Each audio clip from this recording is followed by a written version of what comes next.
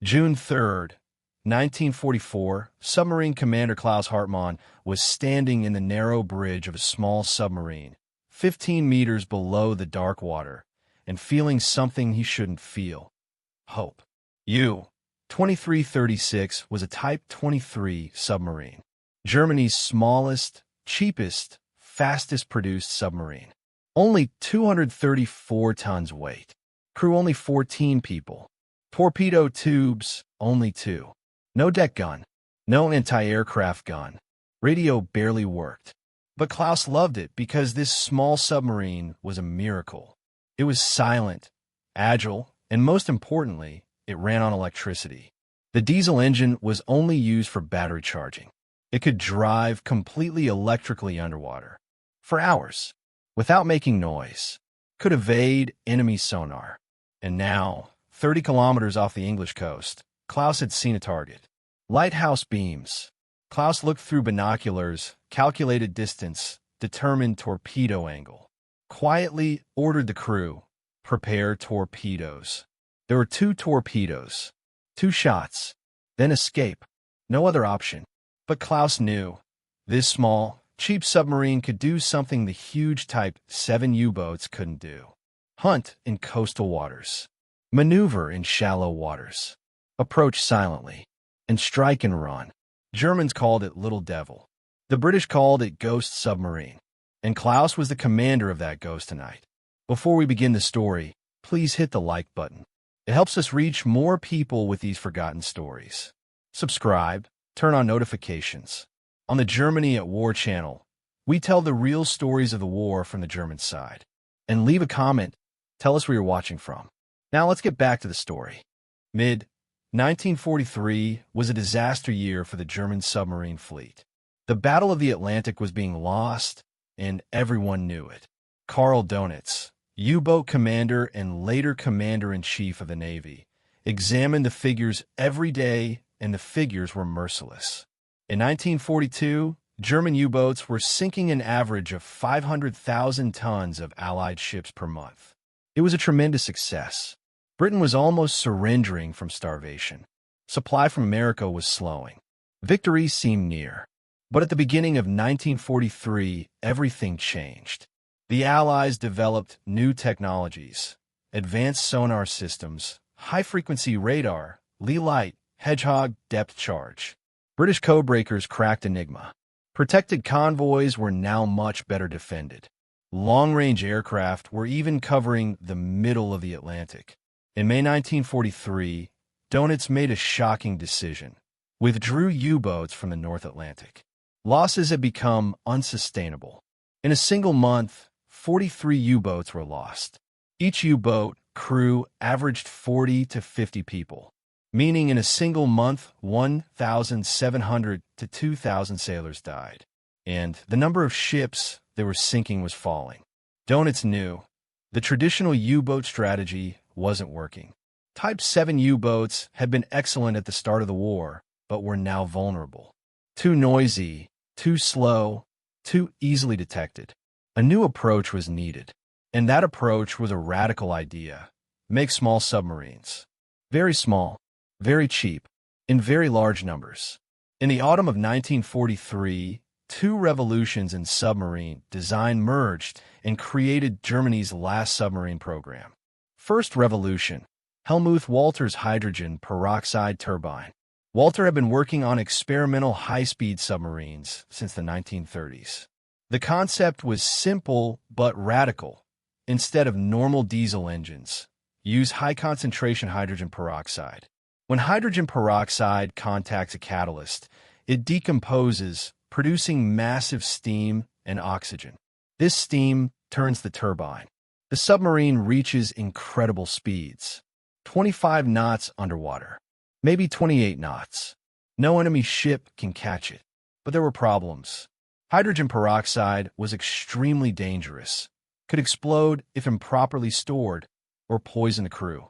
Production was expensive and complex. In wartime Germany, resources were limited. Second revolution, advanced electric propulsion systems. Submarines always had electric motors, but they were only used for short-term underwater movement.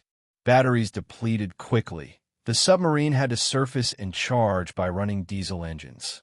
And on the surface, it was vulnerable. New design, massive battery capacity, modern battery technology, hydrodynamic hull shape, minimizing underwater resistance. Result: the submarine can stay underwater for hours, run on electric motors, move almost silently. When these two technologies were combined, a new submarine class emerged, electric submarines. At the end of 1943, German naval forces approved two new submarine designs. Type 21, large advanced electric submarine, 1,621 tons weight. Crew 57 people. Underwater speed 17.5 knots, incredible speed. Battery capacity tremendous. Can stay underwater for 11 hours at full speed, 285 hours at low speed. Silent, fast, deadly. Type 23. Small, cheap, coastal submarine. 234 tons weight. Crew only 14 people. Underwater speed 12.5 knots. Torpedo tubes only 2. But cheap, fast production, extremely effective in coastal waters. Type 21 was designed for open ocean to hunt convoys. Type 23 was designed for coastal waters to ambush harbor entrances in areas with heavy sea traffic. And the critical decision, modular production. Submarines would be produced in parts at different factories, then assembled at shipyards. This would enable rapid mass production. Type VII U-boat production took 10 to 12 months. Type 23 would take only 2 to 3 months. Dönitz was excited. Albert Speer, Minister of Armaments, approved production. Goal: produce 60 Type 21 and 120 Type 23 by the end of 1944. Was it realistic? Maybe not, but there was no other option. At the beginning of 1944, German shipyards worked frantically. Type 23 submarines started being produced. Deutsche Werft Shipyard in Hamburg, Germania Werft Shipyard in Kiel, other shipyards in Bremerhaven and Bremen. The modular production system worked like this. Hull sections were welded in factories, then transported to shipyard by train or river barge, assembled there, engine and equipment installation done, tested, launched into sea. In theory, it was perfect. In practice, there were problems. Allied bombardment was damaging factories. Train lines were being cut. Material shortages were increasing. Skilled worker shortage was at its peak because most men were fighting at the front. Forced laborers, prisoners of war, women were working in factories, but efficiency was low. Still, a miracle happened. The first Type 23 U-2321 was completed in April 1944. Second in May. Third in June. Production was accelerating. Each Type 23 submarine cost approximately 1.2 million Reichsmark. Comparison: Type VII U-boat, 4.2 million Reichsmark. Type 21, 8 million Reichsmark. So Type 23 could be produced at a quarter of the price. And at this stage of the war, quantity mattered. Germany no longer had resources to produce more large, expensive ships, but could produce many small, cheap, effective weapons. Dönitz's strategy was simple. Use Type 23s in swarms. Let them be everywhere on England's coasts, in the Channel, in the North Sea. Sink a ship and escape. Strike again elsewhere. Irritate the enemy. Slow supply. Keep Allied Navy busy. A single Type 23 might not change the war, but 200 Type 23? They will be a serious threat. Type 23 submarines were very different, and crew required special training. Traditional U-boat crews were 40 to 50 people, many duties, everyone had to be a specialist. In Type 23, there were only 14 people. Everyone had to play multiple roles. Commander also had to be navigator. Engineer also had to be radio operator. Every sailor had to know every task. In the Baltic Sea, at Gotenhafen Base in Poland, the 32nd Submarine Flotilla was established. Training program was intense. Crews worked day and night. learned silent movement tactics, practiced shallow water navigation, electric motor management, battery optimization, emergency surfacing, rapid diving. Everything had to be known by heart. Klaus Hartmann, a 28-year-old submarine officer, was assigned command of one of the Type XXIII U-2336. Klaus was experienced, had served on submarines since 1941, did 4 patrols in the Atlantic, sank 2 ships, survived luckily. Many friends had died. With each patrol return, he saw fewer faces, people who didn't return. But when he boarded U-2336, there was a different feeling. This submarine was different. Smaller, yes, but more agile, quieter, more hopeful. Traditional U-boats were like nightmares, narrow, damp, dark, constantly rolling metal coffins. Though Type 23 was still narrow and damp, at least it felt more modern and more controllable. Klaus selected his crew, 13 men, the best, the most experienced. Not young ones, experienced ones. Those who could survive in war. At the beginning of June 1944, training was completed. U-2336 was classified as operational. Awaited first mission order. June 6, 1944. D-Day. Allies landed in Normandy. 156,000 soldiers. First day. History's largest amphibious landing. Disaster for Germany. But also opportunity, because now, massive sea traffic was filling the channel. Supply ships, transport ships, fuel tankers, ammunition ships. Hundreds every day, carrying material to Normandy beaches. The success of the Allied landing depended on this supply line. Dönitz gave the order, all available submarines to the channel. Target supply traffic. No matter how strong the Allies are on land, if supply is cut at sea, the landing fails. Traditional Type VII U-boats were sent. Results were disaster. The channel was too shallow. Submarines couldn't maneuver. Allied anti-submarine defense was intense. Destroyers, corvettes, aircraft everywhere. Type VIIs were detected, bombed, sunk.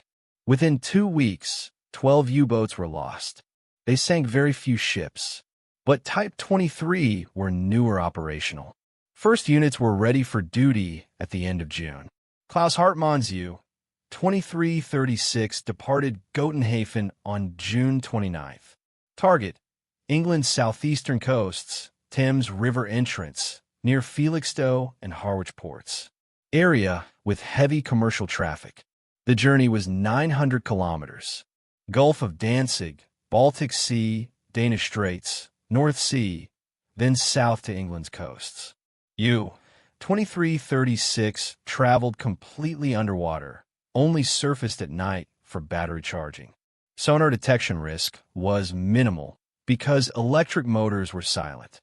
July 3, 1944, 23:47.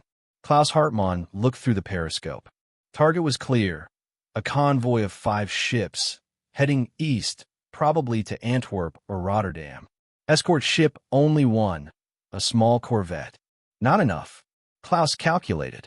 Distance 2,000 meters. Convoy speed 8 knots.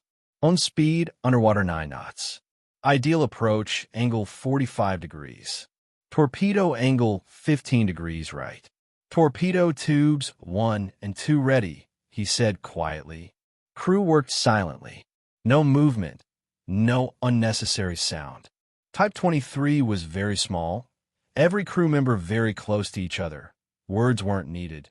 Gestures sufficed. Klaus locked on target. The convoy's 3rd ship, a large cargo ship probably 5,000 tons. Good target. Tube 1 fire. Torpedo entered water. Silently.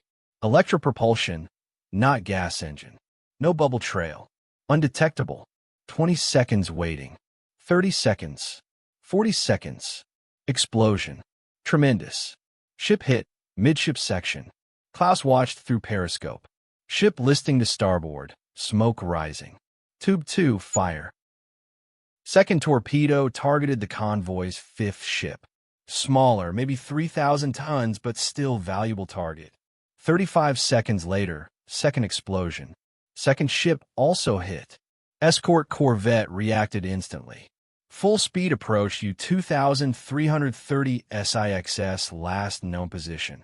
Prepared depth charges. Klaus gave the order. Alarm. Deep dive. Electric full power.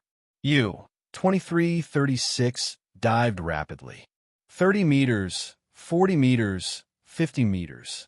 Maximum depth was 180 meters, but usually 50 meters was enough. Electric motors were silent. Sonar detection difficult. Corvette came, dropped depth charges. Explosions. Close, but not close enough. U-2336 shook, but no damage. Klaus waited. Silence. Corvette passed again. More bombs, but aimless. Corvette didn't know where U-2336 was, only knew general area. 20 minutes later, Corvette moved away. Probably went to help hit ships. Klaus slowly surfaced. Periscope depth. Checked around. Safe. U-2336 moved away, eastward, in the darkness of night. Mission was successful. 2 ships sunk. Submarine undamaged. Crew safe. First blood had been drawn. Type XXIII submarines had several critical advantages over Type VIIs, and these advantages were vital in coastal water warfare. First advantage, silence. Type VIIs traveled on surface with diesel engines for charging or fast movement. Diesel engines were noisy, could be detected by sonar from 20 kilometers away. Type XXIII could run completely electric, sound level minimal, could only be detected from a few hundred meters. Second advantage, shallow water capability. Channel and England coasts were shallow, average depth 30 to 50 meters. Type VIIs were 220 tons weight, difficult to maneuver in shallow water. Type XXIII only 234 tons, much smaller, could move agilely in shallow water. Third advantage, fast diving. Type VII alarm dive took 35 to 40 seconds. Type XXIII only 18 seconds. In moments of danger, this difference meant life and death. Fourth advantage, low cost. When a Type VII was lost, for 0.2 million Reichsmark and 45 crew were lost. When Type XXIII was lost, 1.2 million Reichsmark and 14 crew. A morbid calculation, but in war resources mattered. But there were disadvantages too. First disadvantage, limited torpedoes. Only 2 torpedo tubes. 2 shots, then return. Type VII had 14 torpedoes, could do long patrols. Second disadvantage, range. Type XXIII's range was 2,600 nautical miles. Type VII's range was 8,500 nautical miles. So Type XXIII was only suitable for coastal operations, not open ocean. Third disadvantage, no comfort. 14-person crew in very small space. Cramped, tiring, stressful. Long patrols were psychologically wearing. But at this stage of war, Germany didn't need open ocean U-boats because the Battle of the Atlantic was lost. But in coastal waters, in the Channel on supply routes, Type XXIII could still be dangerous. British Royal Navy took the Type XXIII threat seriously. In November 1944, Naval Intelligence published a report. German Type XXIII submarines pose a significant threat in our coastal waters. Silent, fast, difficult to detect. Escort fleet must be increased. Sonar technology must improve. Shallow water tactics must be revised. New escort tactics were developed. More destroyers, corvettes. More frequent sonar sweeps. Aircraft patrols increased. Coastal waters were mined. But the problem was, Type XXIII was very small. Sonar signal was weak. Metallic hull surface area minimal, radar return weak. Electric motors made no noise. Even magnetic anomaly detectors sometimes missed. An escort fleet commander, Commander Edward Williams, later wrote, "Hunting Type XXIII was like hunting ghosts. We knew they were there, but didn't know where. We get sonar contact, track it, drop depth charges. Then the signal would disappear. The submarine escaped or was never there. British escort forces were dropping tons of depth charges every day, but success rate was low. Type 23 were difficult prey. Winter 1944-45, 12 Type 23s were operational, made a total of 31 patrols. Sank or heavily damaged 18 Allied ships. Total tonnage approximately 45,000 tons. In return, only 2 Type 23 were lost. These ratios were impressive. For traditional Type 23 U-boats, the ratio was the exact opposite. Too many losses, few successes. December 1944, Klaus Hartmann and U-2336 prepared for their second patrol. This time the target was bolder, Strait of Dover, the channel's narrowest point. Only 33 kilometers wide.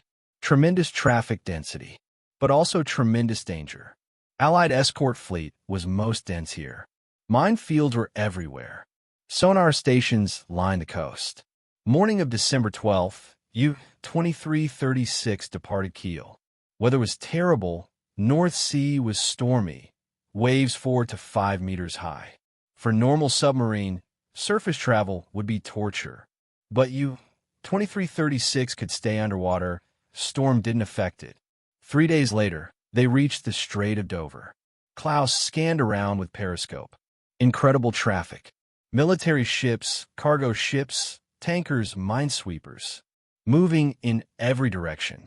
Difficult to choose target because there were too many targets. Klaus thought strategically. Most valuable target, tanker, ship carrying fuel. Allied offensive depended on fuel, tanks, trucks, planes. Sinking a tanker meant thousands of tons of valuable fuel loss. December 15th, evening 1830. Klaus saw a large tanker. It was under escort, 2 destroyers, 1 corvette. Difficult target, but valuable. Klaus waited. Patience was a submariner's most important trait. Wait for hours, catch the right moment. At 22:15, escort ships changed position. A gap opened. Klaus immediately acted. U-2336 silently approached, electric motors in full silent mode. Speed only 3 knots, but detection risk close to 0. Distance 800 meters. Ideal torpedo range. Klaus worked out target solution, calculated angle.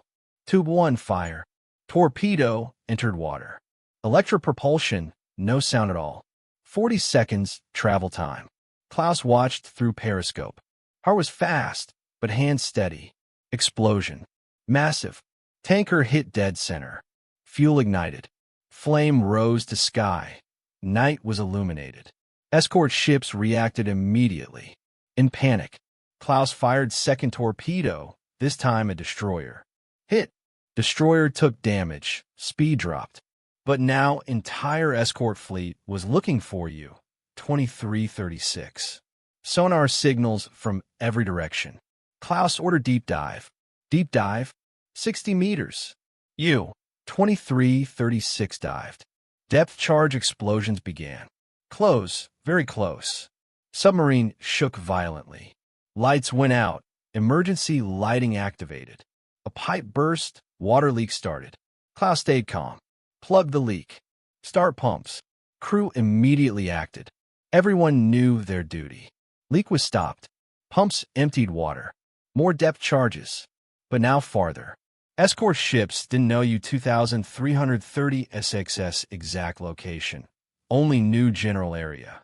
Klaus kept submarine at 50 meters, engine at minimum power in silence mode. Waited. Just waited. 1 hour passed. 2 hours. 3 hours. Escort ships stopped searching. Probably thought submarine escaped or sank. Klaus slowly surfaced. Periscope depth. Check around. Safe. U-2336 moved away. Westward. Toward German waters.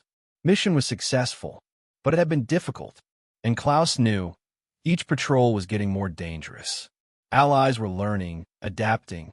January 1945, the war's final months. Germany was collapsing. On the Eastern Front, the Red Army was advancing. On the Western Front, Allies were approaching the Rhine. Air bombardment was destroying cities. But at sea, Type 23 were still fighting. January 18th, 1945. U-2324 Commander Dauberstein, on patrol off Scotland coasts. Detected by British escort fleet. Destroyer HMS Loch INSH could detect Type 23 with advanced sonar system. Tracked it. Drop depth charges. Direct hit. U-2324 sank. All 14 crew killed. February 3rd, 1945. U-2333 Commander Hans-Ferdinand Massmann attacked escort fleet in Channel.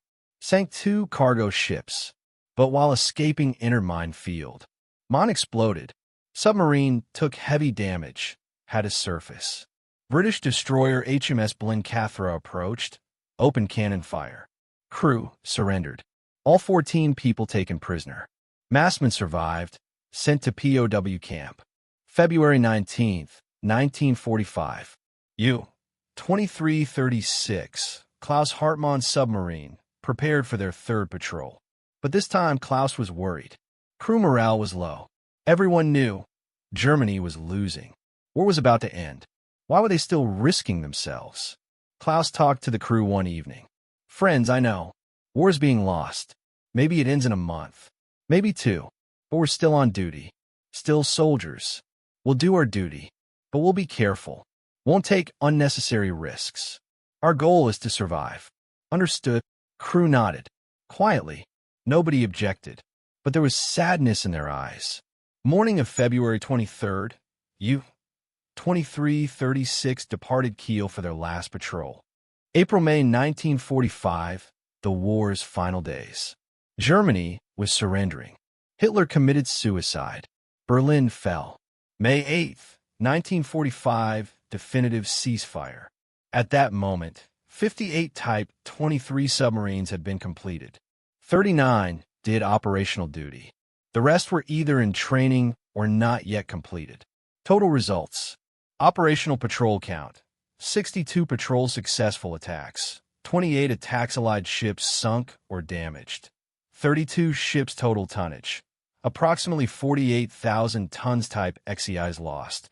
6 submarines, most scuttled by own crew post-war to avoid surrender. Crew lost. Approximately 35 sailors. The ratios were impressive. Type 23 had performed better than much larger, more expensive ships. If Germany could have produced them earlier, if 200 to 300 were operational, could the result have changed? Historians debate. Some say, no, the war's end was determined. No submarine type would change it. Others say, maybe, 300 Type XXIIIs would have created chaos in the channel and coasts, would have slowed Allied supply. Post-D-Day advance would have been harder. But Germany didn't have time. Production was slow until the end of 1944. Accelerated in 1945, but too late. War ended. Post-war, surviving Type 23 submarines were closely examined by Allied navies. Technology was impressive. Electric propulsion, advanced battery systems, hydrodynamic design, all were advanced technology. British and American engineers wrote reports. German Type 23 shows the future of modern submarine design. Silent, fast, difficult to detect. We must integrate these technologies in our own submarines. And so it happened. Cold War submarines, British Porpoise class, American Tang class, Soviet Whiskey class, all were influenced by Type 21 and Type 23 technologies. German engineers were also employed. Helmuth Walter and others worked as consultants in Western submarine programs. The legacy of Type 23 shaped post-war submarine technology. A cheap, small submarine laid the foundation for modern naval warfare. Klaus Hartmann and crew were sent to POW camp in England. Island Farm, Wales. Stayed there until July 1947. 2 years captivity. Camp conditions were good. Adequate food, shelter, medical care. British followed Geneva Convention. But there was no freedom, Klaus every day missed being at sea, standing on U-2330 SXS bridge, smelling the salty air. In August 1947, he was released, returned to Germany. But Germany was unrecognizable. Cities were ruined. Economy had collapsed. People were hungry. Klaus went to Hamburg. His family was alive. They were lucky. Father was old. Mother was sick, but they were alive. Klaus looked for work, had seafaring experience, but nobody wanted German submarine officer. There was stigma. U-boats were seen as war criminals because of unrestricted submarine warfare. Finally found work as dock worker. Hamburg port. Low wage, hard work, but enough to survive. In 1951, he married a woman named Margaret. They had met before the war, found each other again years later. They had 2 children, Andreas and Helga. Klaus didn't tell his children about the war. When they asked, he only said, "I served on submarine. Long time ago. Stayed in the past." Andreas insisted, "Father, were you a hero?" Klaus smiled, a bitter smile. "No, I just survived. That's all." Type 23 was one of Germany's most successful weapons produced in the war's final stages. Cheap, fast-produced, effective. Couldn't win the war alone. No weapon could. Germany was losing on multiple fronts. Submarines were just one factor. But Type 23 showed innovation and adaptation were possible even with resource scarcity. German engineers, with limited time, limited materials, created a modern weapon. Sank or damaged 32 ships, 48,000 tons, lost 6 submarines, 35 sailors died. Ratios were impressive, but human cost was high. Klaus Hartmann and thousands of submarine crew followed orders, did their duties, fought, killed, and then tried to live with their lives. Some succeeded, some didn't. Klaus didn't tell his children about the war, because some stories were too painful to tell. But the story must not be forgotten, because Type 23 is not just a submarine, it's a lesson. In modern war, technology and innovation make a difference. But at the same time, war always results in human suffering. If this story affected you, please hit the like button. Every like helps us reach more people with forgotten stories. Subscribe and turn on notifications. On the Germany at War channel, we tell the real stories of World War II from the German perspective. Not heroes, people. Not victory, survival. And write a comment. Tell us where you're watching from. Does your family have a naval story? Share with us. Thank you for watching.